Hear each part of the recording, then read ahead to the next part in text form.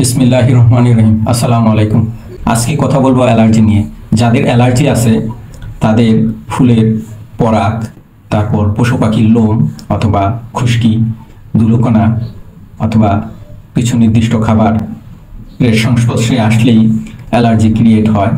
এবং কারো কারো এরকম সমস্যা আছে যে দিনের বেলা কোনো অ্যালার্জি থাকে না, দিনের বেলা কোথাও চুলকানি থাকে না। অ্যালার্জির লক্ষণগুলো হলো গায়ে জ্বর থাকবে, সারা শরীরে কম বেশি চুলকানি থাকবে, নাক দিয়ে অনবরত পানি পড়বে, নাকের আশেপাশে লাল হয়ে যাবে, চোখ লাল হয়ে যাবে, চোখে ছলো ছলো জল দেখা যাবে এবং হালকা চুলকানি থাকবে। এটা হচ্ছে অ্যালার্জির লক্ষণ। অনেকের এরকম হয় সারাদিনে কোনো চুলকানি হয় না, শুধু রাতের বেলা চুলকানি হয়। সেই ক্ষেত্রে বুঝতে হবে যে বিছানায় সমস্যা রয়েছে।